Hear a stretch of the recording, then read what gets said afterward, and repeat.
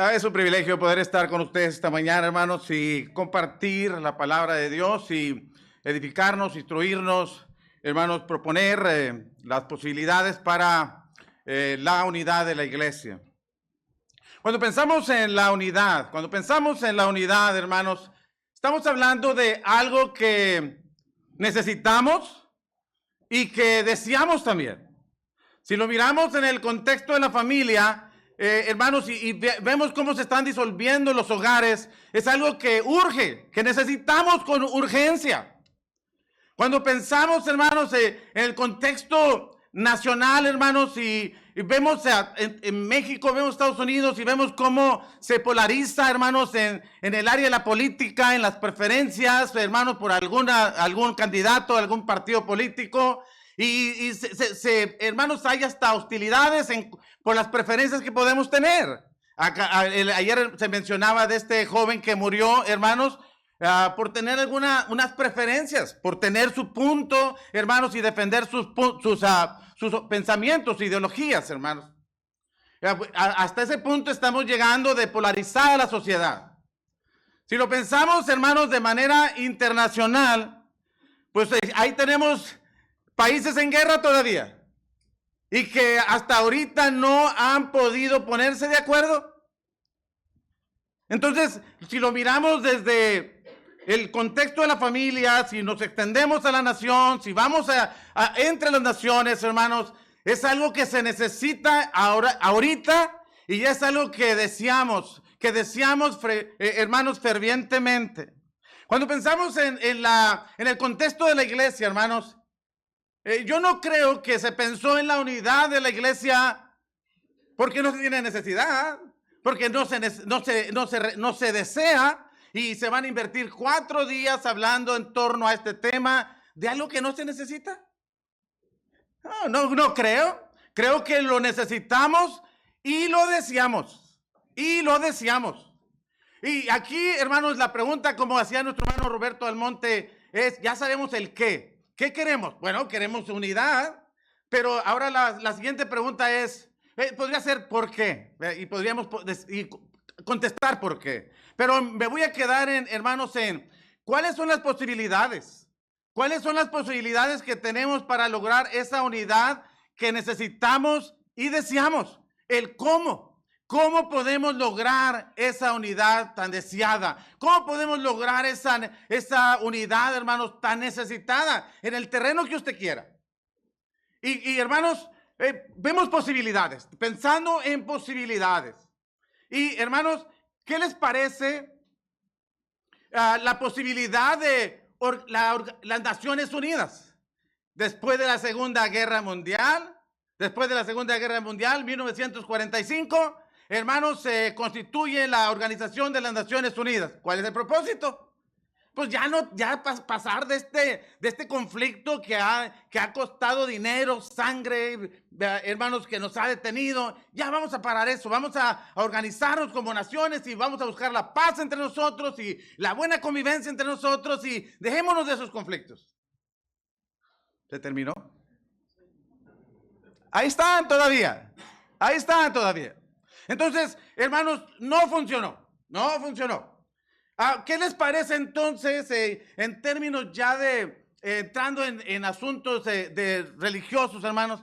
¿Qué les parece si buscamos un territorio común en donde, hermanos, podamos ponernos de acuerdo en lo que sí ponemos de acuerdo? ¿Y qué les parece si dejamos esos aspectos doctrinales que nos separan, con los que no nos ponemos de acuerdo?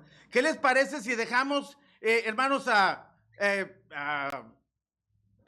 cómo ser salvos, cómo adorar? No importa. Vamos a ponernos de acuerdo en lo que sí podemos trabajar juntos.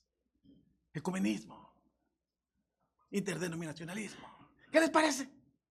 ¿Y qué les parece si terminamos, hermanos, sacrificando la verdad que encuentra en la Biblia? No mi verdad, pero la verdad que está en la Biblia, sacrificando la verdad en el altar de la unidad.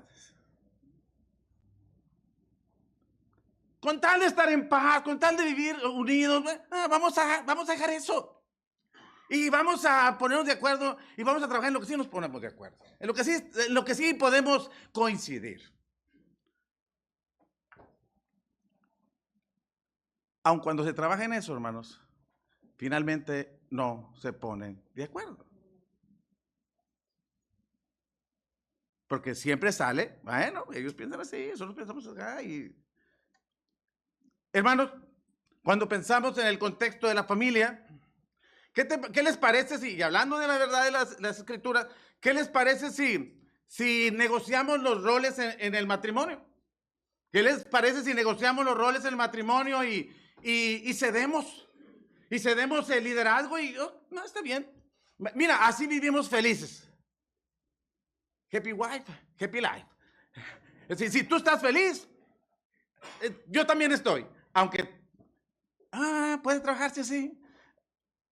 Puede trabajar, puede ser funcional. Un matrimonio así. Puede ser funcional de repente. Pero, ¿lo funcional es obligadamente correcto?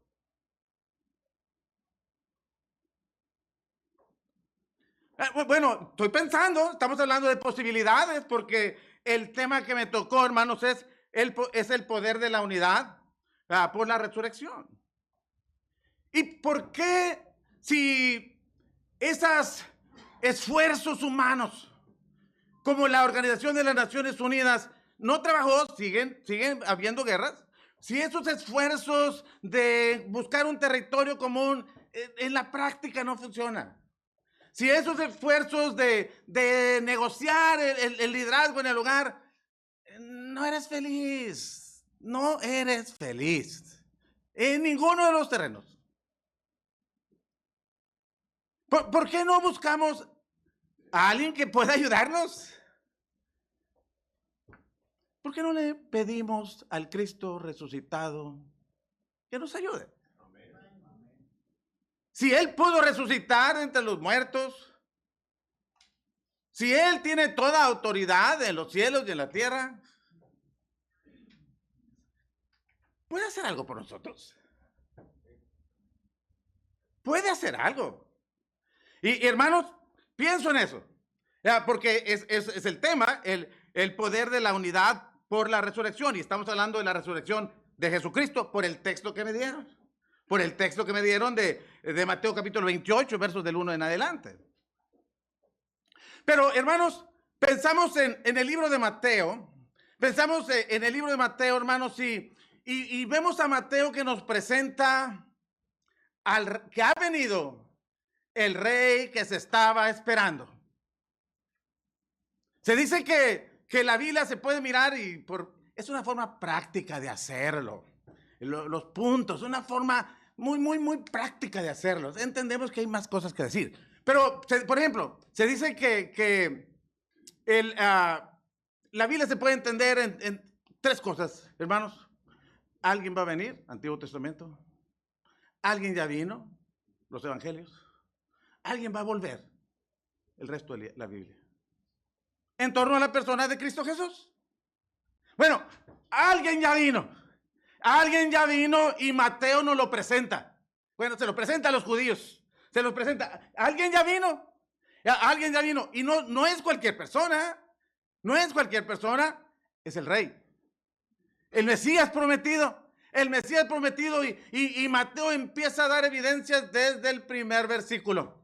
Cuando nos presenta la genealogía. Y nos presenta que Jesús viene de la descendencia de los reyes, de David. Desde el primer versículo nos dice, déjenme les presento al rey.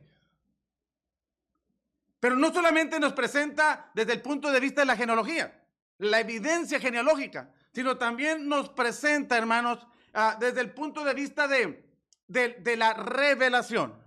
Han pasado unos 400 años, números cerrados, para no darles cambio, 400 años, hermanos, en que Dios no ha hablado por revelación. No hay profeta, no hay revelación, no hay sueños.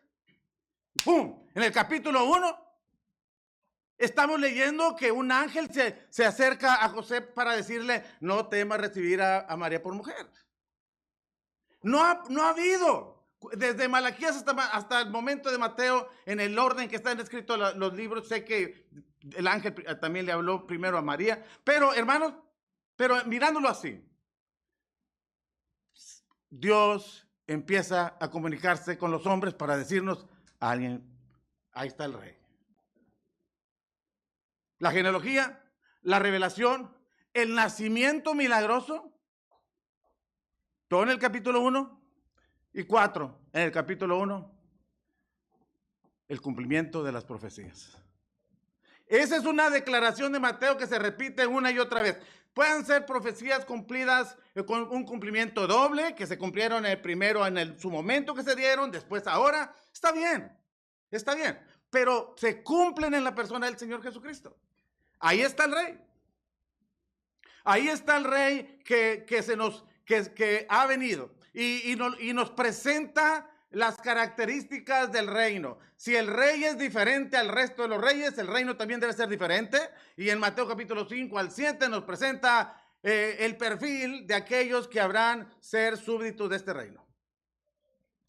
Y así va Mateo, hermanos. Y si nos presenta el rey que ha venido en el capítulo 1, en el capítulo 28 nos presenta al rey que ha resucitado. Ha muerto y ha resucitado. Y él ahí está. Si usted mira el capítulo 27 en el versículo 66, dice, entonces fueron y aseguraron el sepulcro, sellando la piedra y poniendo la guardia. No fueron los judíos a decirle a Pilato, vamos a evitar que no vayan a robar el cuerpo de Jesús y después vayan a decir que sí resucitó. Bueno, pon guardias y además de poner guardias, pone un sello de gobierno. Nadie puede quebrantar ese sello y además están los guardias ahí. Pero es tan poderoso que pudo, hermanos, pasar por encima de todas esas limitaciones para que él resucitara. Por eso el ángel, y otra vez vemos el poder de Dios, hermanos, en la resurrección, cuando el ángel se hace presente, mueve la tierra, hay un terremoto, mueve la tierra, la piedra, él está sentado ahí y le dice a las mujeres, buscan al que ha resucitado. No está aquí, mire, no está ahí, ha resucitado. Y luego dice, díganle a sus discípulos que va delante de ellos a Jerusalén. Estas mismas palabras las dice el Señor Jesús más adelante en Mateo 28, versículo 10. Allá los veré. Es Jerusalén y luego él se va a Galilea, allá se va a encontrar con ellos. Mirándolo en el libro de Mateo, lo que empezó en Galilea, capítulo 4, mirándolo en el libro de Mateo, lo que empezó en Galilea, capítulo 4, termina en Galilea, capítulo 28, allá nos vemos. Y este mismo que se había anunciado y que se está cumpliendo y que ha resucitado entre los muertos, Él ha establecido su iglesia, usted lo sabe, Mateo 16, 18. Y nada impediría que esto se diera. Ni las puertas del Hades prevalecerían contra esta posibilidad. Alguien puede decir la iglesia, alguien puede decir contra el hecho de que Jesucristo va a establecer su iglesia. Está bien, las dos cosas, porque las dos cosas pasaron. Y hermanos, ya está la iglesia establecida. Ya está la iglesia establecida y el Señor Jesucristo, porque el texto que supongo que en el que estaban pensando está en Mateo 28, versículo 7, donde el ángel dice, a ir pronto y decida a sus discípulos que ha resucitado de los muertos. Y aquí va delante de vosotros a Galilea, ahí le veréis. He aquí os lo he dicho. Las mismas palabras dice el Señor Jesús en el verso 10. No temáis, id a las nuevas a mis hermanos que vayan a Galilea y ahí me verán. Y en el verso 16 dice que están en Galilea. Pero los 11 discípulos se fueron a Galilea, al monte donde Jesús les había ordenado. Entonces, vemos, hermanos, que en el momento entre los 3 días, hermanos, entre la muerte y la resurrección del Señor, había temores, estaban escondidos los discípulos, podía haber mucha incertidumbre con aquellos que iban camino a Emaús, decepcionados por las expectativas que tenían de él, pero pues lo mataron. ¿Y qué vamos a hacer? ¿Qué vamos a hacer? Pues yo creo que cada quien va a ir a su casa, nuestros sueños, nuestros anhelos se vinieron abajo cuando lo vimos crucificado. Pero cuando resucita, lo vemos entonces reunidos aquí con él en Galilea.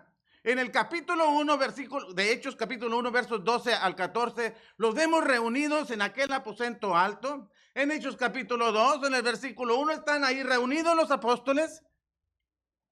¿Ha hecho posible que estén ahí? Porque resucitó y con la resurrección del Señor, hermanos, sus aspiraciones volvieron, sus sueños volvieron, su motivación, hermanos, su pasión por las cosas de Él. Y están ahí.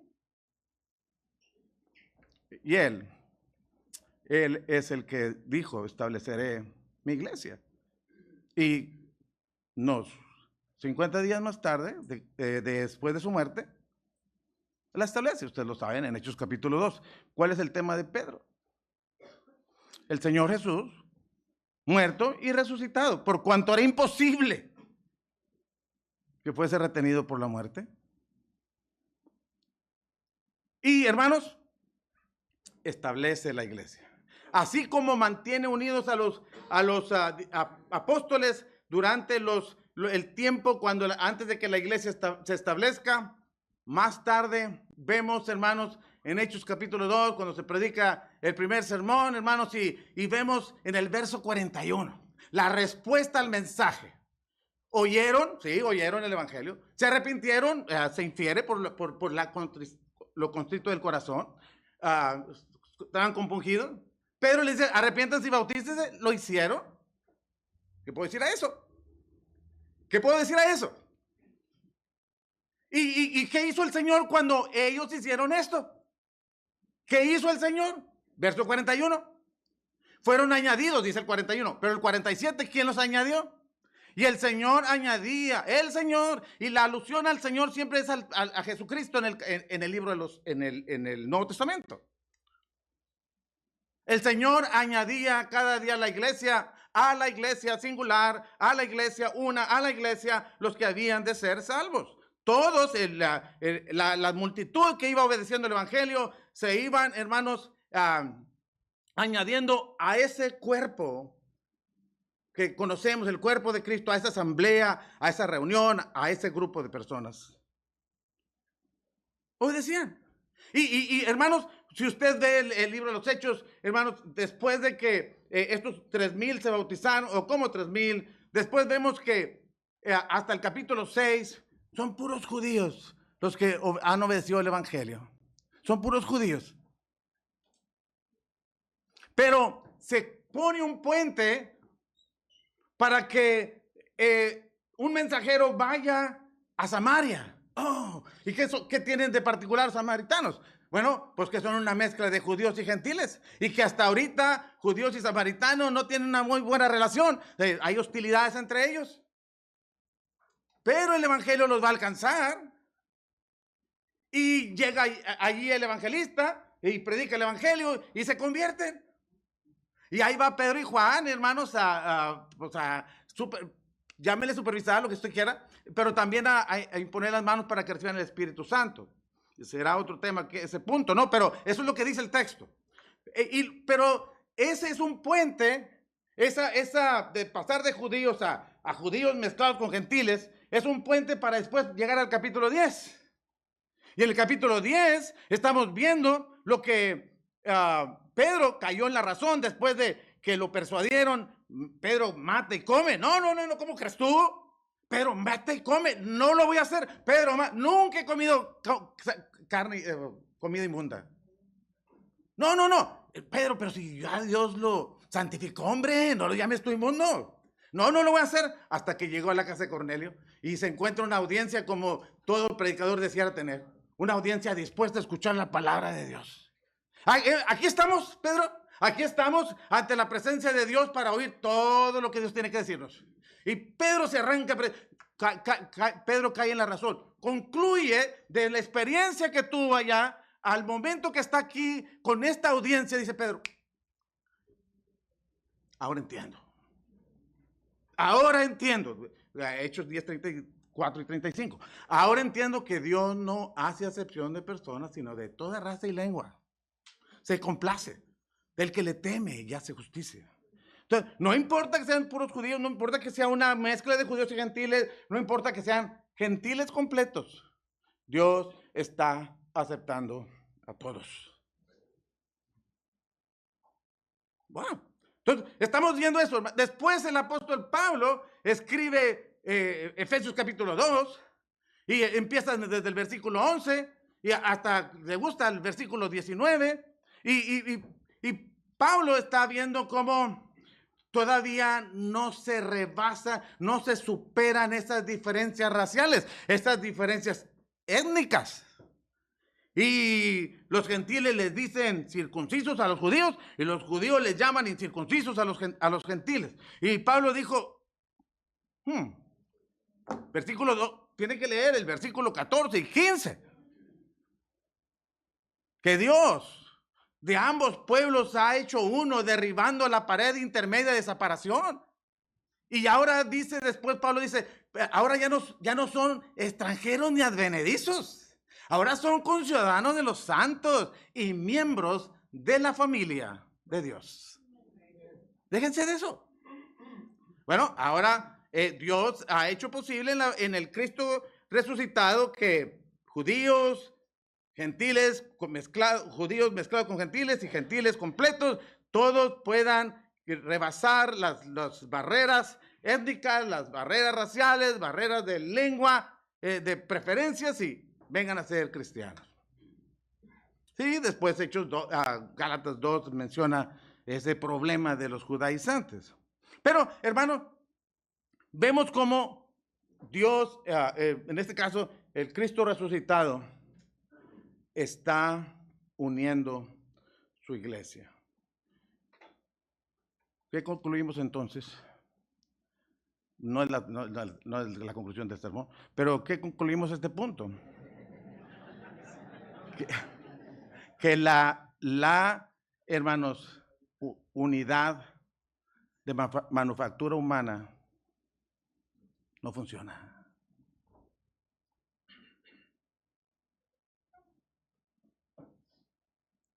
Tenemos que buscar a quien sabe hacerla. Pero en Mateo 28, pensando en el contexto de Mateo 28, hermanos, y leyendo el versículo 18, ahora el Señor Jesucristo dice, toda autoridad me ha sido dada en el cielo y en la tierra. Tengo toda autoridad, toda autoridad. Y hermanos, cuando pensamos en la autoridad, tenemos que pensar en, hermanos, también establecer la autoridad bíblica para lo que hacemos. El Señor ¿por qué evangelizamos? En la manera, en los métodos, pero ¿por qué lo hacemos? Bueno, porque tenemos el mandamiento. ¿Cómo lo podemos ver en la iglesia del primer siglo? Hechos capítulo 8, versículo 4. Y todos los que salieron iban por todas partes anunciando la palabra de Dios. Pero, ¿quién les dio esa autoridad? ¿Recuerdan que al Señor Jesucristo le hicieron esa pregunta? En la última semana de su vida en esta tierra. ¿Con qué autoridad haces esas cosas? ¿Y quién te dio esa autoridad? El Señor Jesucristo dijo, bueno, yo también les voy a hacer una pregunta y si me la contesta yo se las contesto. ¿El bautismo de Juan era del cielo o venía de parte de Dios o era de los hombres? No, conteste. ¿Cuál es? Empezaron a conversar y no sabemos. Bueno, yo tampoco les digo. Porque sí sabían, pero no querían comprometerse.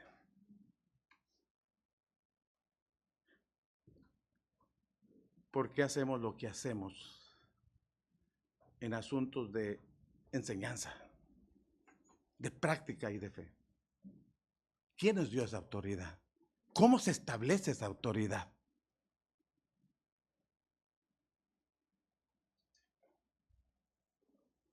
Es una buena pregunta, porque si no hay autoridad para hacer las cosas y se tiene libertad, ¿Qué les parece si este domingo, en vez de pan sin levadura y jugo de uva, compramos unos tacos y una Coca-Cola? ¿Por qué no lo haría? ¿Por costumbre? Por favor, no me conteste eso. Decimos, porque la Biblia dice que es pan sin levadura y jugo de uva. Exacto. Que son los elementos y no nos equivocamos al seguirlos usando. No nos equivocamos. Entonces, ¿cómo se establece esa autoridad? Bueno, tenemos que leer principios y, de hecho, es el principio de autoridad bíblica, es un principio bíblico.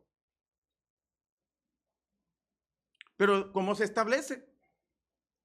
Bueno, y se habla de lo tradicional. No necesariamente es tradicional, hermanos. Como forma despectiva. Como forma despectiva. Eso es. No como forma despectiva. ¿Por qué hace usted lo que hace? ¿De dónde saca que puede hacer lo que hace? Bueno, tenemos que tener un mandamiento, tengo que tener un ejemplo. No, eso no. ¿Y cómo lo hago entonces? ¿Siguiendo mis preferencias? Tengo que alguna inferencia. No, las inferencias no son bíblicas. Hermanos, todo el tiempo inferimos.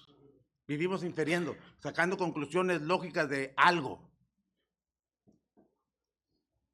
Pero, por ejemplo, ¿cómo podemos entender que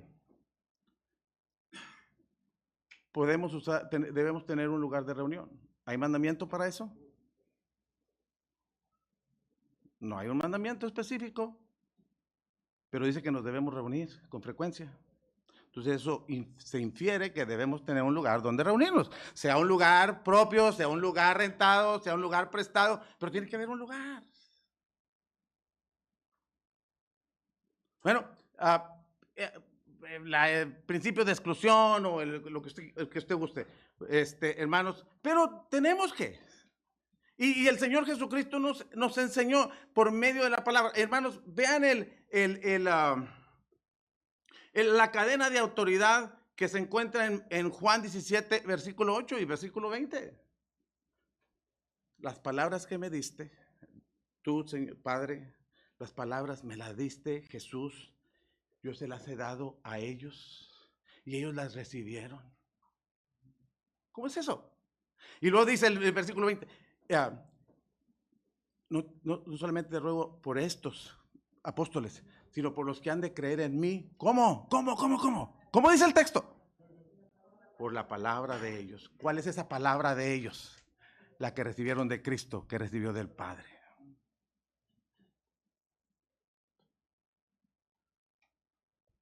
Entonces, tenemos que llegar tenemos que buscar cómo, hermanos, encontrar las cosas en las que podemos ponernos de acuerdo en cuestiones doctrinales. Amén con lo que dijo mi hermano Estrada. Aún en asuntos de opinión, tenemos que tener una base bíblica para suponer que esto es así. No obstante eso, hermano, usted lee Romanos capítulo 14, versículos del 1 en adelante hasta el capítulo, media parte del capítulo 15, y hay una discusión que Pablo aborda entre hermanos. Versículo 1 del capítulo 14, reciban al débil, pero no para contender en cuanto a opiniones o preferencias personales. Hay un hermano con el que estudiamos, Elmer y yo a veces, que dice que la palabra original tal vez no sea opiniones, la palabra más acertada sería preferencias. Usted estúdiala. Pero, hermanos, preferencias. Pero no, el que come no menosprecia al que no come. Y el que no come, no juzgue. Ni se menosprecien ni se juzguen. Porque ambos están bien delante de Dios, son recibidos por Dios. Pero el capítulo 16, un capítulo más adelante, si estamos en el capítulo 15, versículos 17 y 18, el mismo que dijo, en asuntos de preferencias, relájense, pero en asuntos de enseñanza, tengan cuidado.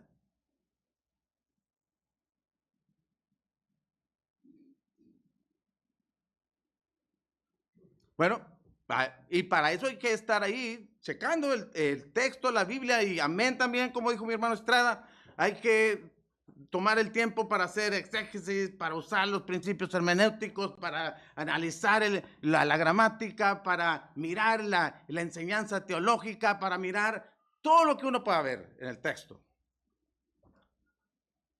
Pero después, llegar a una conclusión. Hermanos, eso une, para que sean uno como tú y yo somos uno.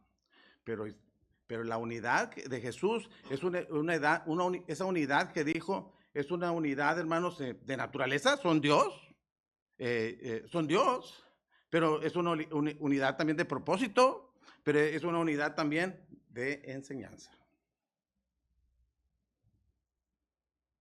Porque Jesucristo dijo, todo el tiempo dijo, yo no hablo por mi propia cuenta. No traigo una enseñanza aparte de la que el Padre me ha dado. Por eso, en el capítulo 12, verso 48, el Señor Jesucristo dice, el que me rechaza y no recibe mis palabras, tiene quien le juzgue. La palabra que yo he hablado, ella le juzgará en el día posterior. Pero sigue diciendo por qué. Sigue diciendo por qué. Y desde el verso 49 al 50 dice, porque estas son palabras de Dios. Son palabras del Padre. No son palabras como de mi propia fuente, aunque Él es también Dios, por supuesto. Pero él apela a que este mensaje viene del cielo, viene del Padre Celestial. Entonces, hermano, podemos ver que sí, el Señor nos añade a la iglesia. Venimos a formar parte del mismo cuerpo. 1 Corintios 12, versículo 12, versículo 13. Somos a todos participamos de un mismo espíritu. Y me gusta cómo el apóstol Pablo dice que así como en un cuerpo tenemos muchos miembros, pero cada cuerpo tiene, pero cada miembro tiene una diferencia entre sí. Pero el punto es el versículo 13, si a lo mejor está ahí, así también Cristo, ese es mi punto ahí. ¿Por qué no dice así también la iglesia? No dice así también la iglesia, dice así también Cristo, porque usted no puede separarlo. No puede separarlo.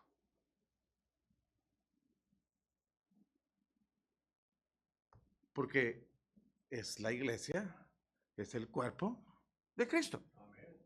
Amén.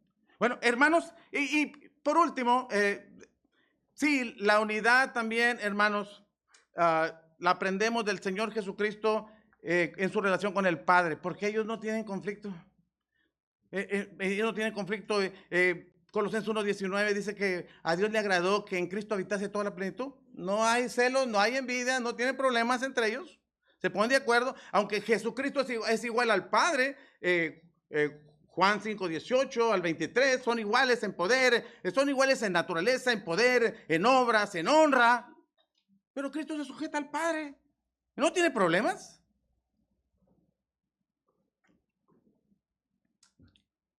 Hermanos, el apóstol Pablo dijo eso también. Sí, estamos en un mismo cuerpo, tenemos unidad, porque todo el que obedeció el Evangelio es miembro del cuerpo de Cristo. Pero Pablo dijo que hay que estar dispuestos, solícitos, a guardar la unidad del Espíritu. ¿Cómo, Pablo? ¿Cómo, Pablo? En el vínculo de la paz. Hay que tener disposición también. Hay que tener disposición de mantener la unidad del Espíritu en el vínculo de la paz. Y eso también es importante. Tampoco se forman guerrilleros, hermanos, en defensa de la doctrina, sino gente de paz, gente que ama a Dios, ama a sus hermanos y está dispuesto a orar, a aprender que habemos quienes necesitamos aprender más, necesitamos desarrollar más y mientras tanto, ahí lo vamos a llevar para crecer, para que todos lleguemos a la unidad de la fe, como ayer aprendíamos también.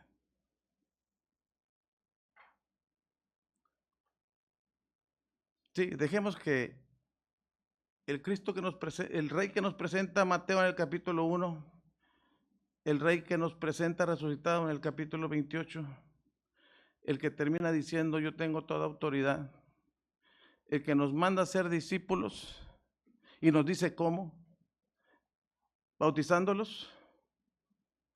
Ya explicaremos en el nombre, en Él, sumergidos en Él, Padre, en el Hijo, en el Espíritu Santo, pero también por la autoridad, en el nombre del Padre, el Hijo, el Espíritu Santo, sin que sea esto necesariamente una fórmula, estoy de acuerdo, en el nombre del Padre, el Hijo, el Espíritu Santo, y además, una vez que ya los bautizaste, ¿qué sigue? Enséñales que guarden ¿qué? Lo que yo te dije, lo que yo te dije. No iban a ser discípulos para los discípulos, iban a ser discípulos para Cristo. Y las enseñanzas son del Maestro, del Rey.